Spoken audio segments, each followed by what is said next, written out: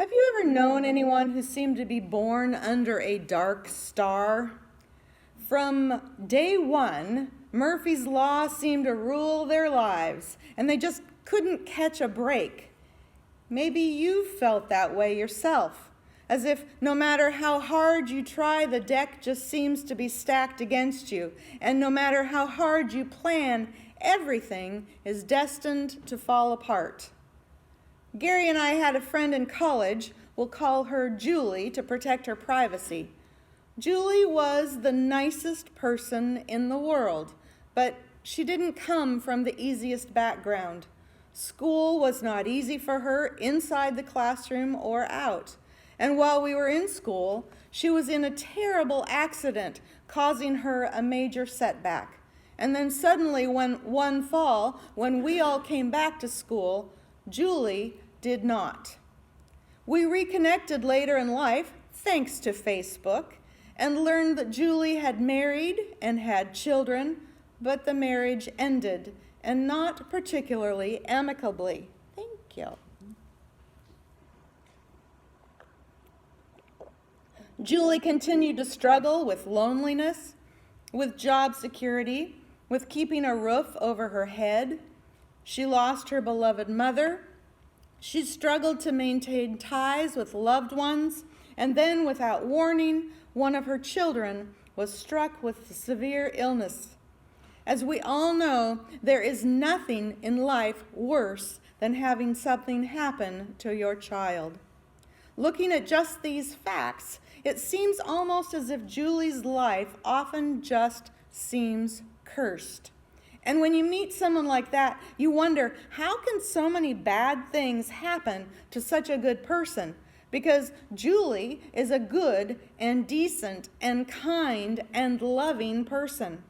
And some people looking at Julie and her experiences in life might wonder just what she did to cause God's displeasure, or why God would test her in so many ways. Surely, as a woman of faith, she had proved herself time and time again.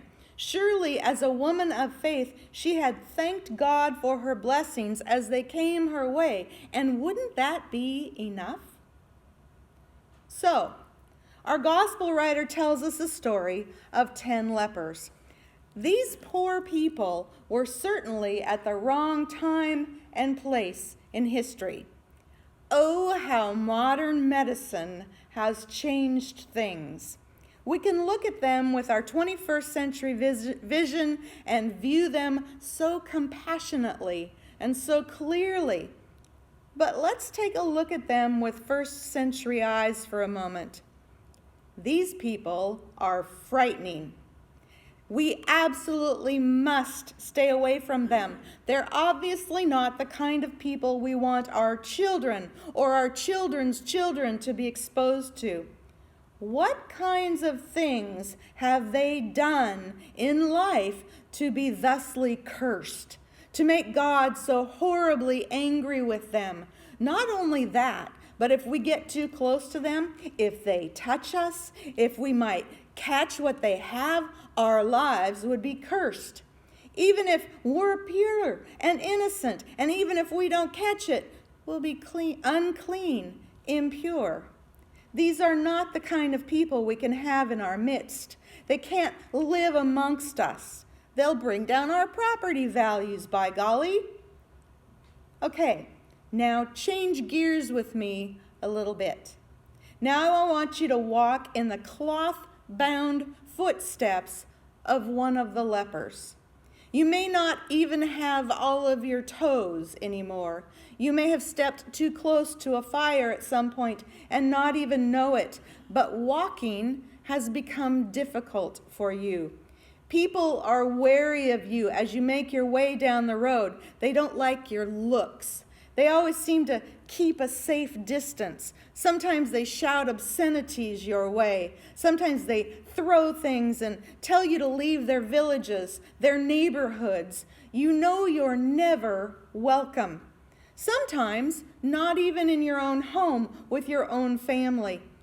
You feel cursed by life, cursed by God. Life will never be the same again, and you have no hope. Until one day, you hear about this man. He can heal people, even people like you. People who have incurred the wrath of God. Okay, we're going to pause for a minute. We'll call this our Bishop John Shelby Spong moment. Now, remember, Spong encourages us to separate the myth from the man Jesus really was. And remember, myth doesn't really have to mean false or fiction. It just means that it didn't necessarily happen exactly that way. The gospel writers just wove these beautiful, intricate stories so that people would understand the significance of this man, Jesus, so that his story might live on. Okay, got that? Now, I want us to consider a different viewpoint. This one comes from someone you may have met. Many of you have met. Reverend Wahab Baldwin, who has preached here. Wahab is not only a disciples pastor, he's a Sufi mystic.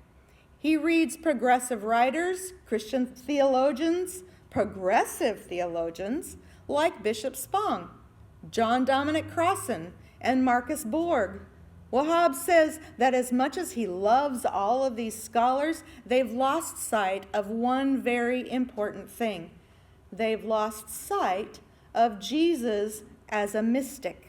In talking with Wahab about his own studies as a mystic, he says that each Sufi mystic studies different areas to learn what their true gifts are. His particular gift is that of healing. My particular gift is that of skepticism.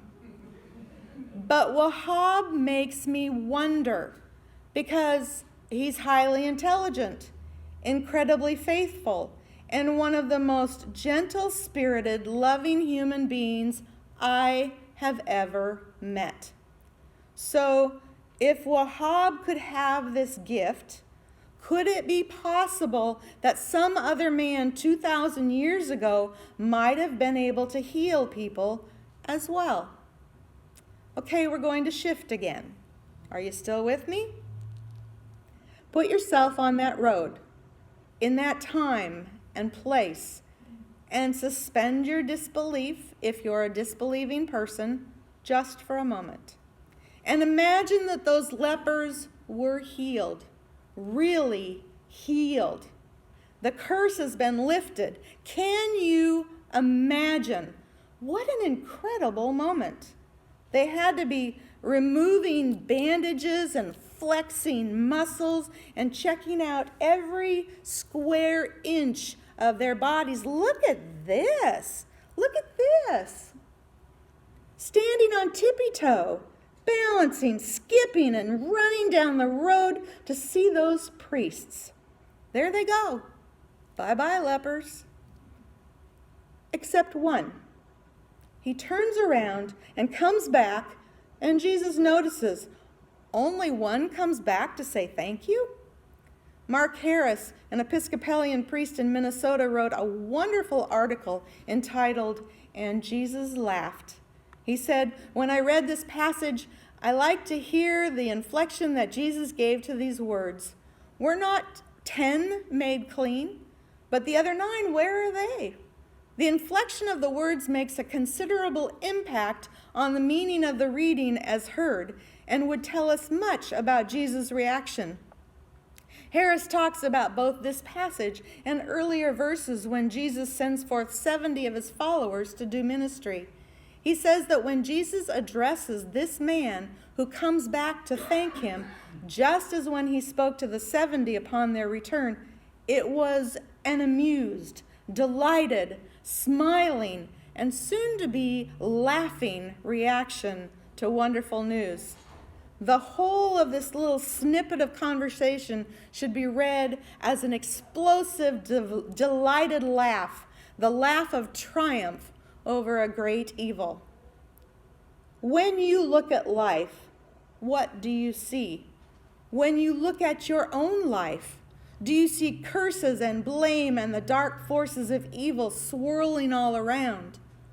Do you look at life's journey and think that sometimes some really bad things will happen, but maybe that's not the end of the story? Gary and I love our friend Julie. Julie seems to have had a tough life for as long as we've known her. Julie, who has remained hopeful and who met the love of her life and married him just a couple of weeks ago. What do you see when you look at your life? At this crazy journey you're on, can you look up and see Jesus standing right there on the road, ready to hand you grace and love and even a little bit of healing to make your life better? Ready to laugh in utter joy with you at the goodness that can be. Now pause for a moment, for just a moment before you walk away. Turn back around and look at his smiling face, because whatever's coming next is not to be missed. You can be sure of it. Amen.